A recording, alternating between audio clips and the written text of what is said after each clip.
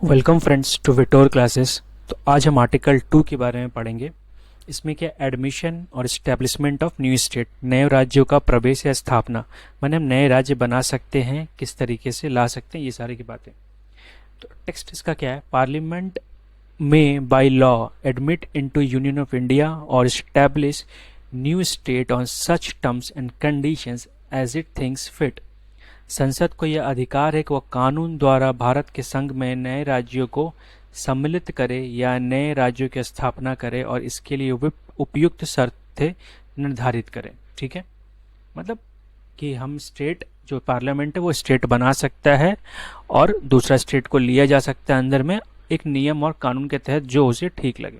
ठीक है, अब इसका मतलब क्या हुआ जो हम लोग यहाँ पे, यह अनुच्छेद भारत के नए राज्यों को जोड़ने, नए राज्यों की स्थापना करने की शक्ति देता है। ठीक है, यह अधिकार किसको है, पार्लियामेंट को है।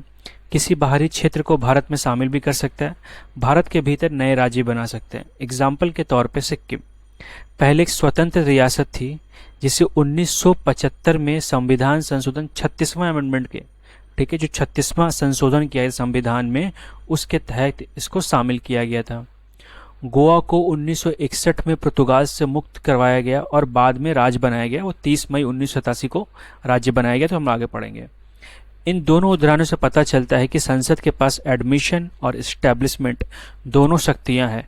ठीक है, अब आर्टिकल 2 और 3 का डिफरेंस क्या है, ये फीचर्स रहेगा क्या क्या। आर्टिकल 2 में पावर क्या है, एडमिशन और इस्टेब्लिशमेंट ऑफ न्यू स्टेट। ठीक है, मतलब एडमिशन कराना या नया स्टेट बनाना। आर्टिकल 3 को क्या है कि फॉर्मेशन और अल्टरेशन ऑफ एग्जिस्टिंग स्टेट, तो जो स्टेट पहले से ही है उसमें अगर कुछ छोटा बड़ा करना है तो उस हिसाब से हम लोग देख सकते हैं, जैसे कि बिहार से झारखंड अलग किया गया था।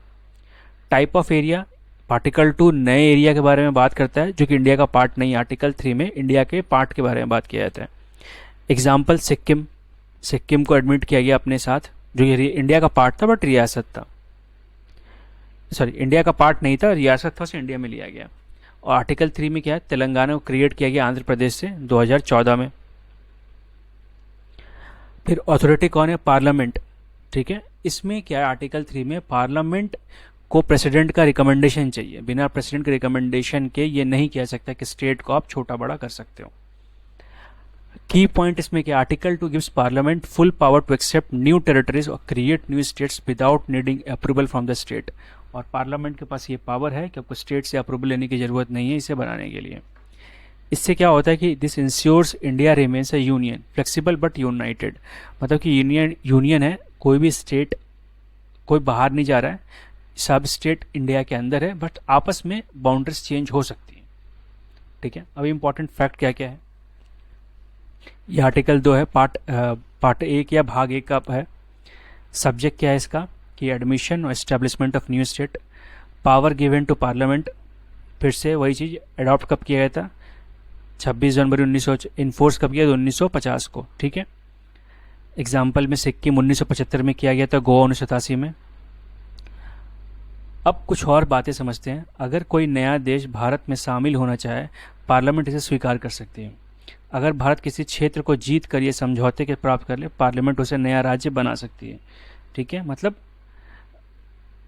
भारत का जो नक्शा है उसको बदलने का सिर्फ शक्ति किसके पास है, पार्लियामेंट के पास। ठीक है, ये आपको ध्यान रखना पड़ेगा।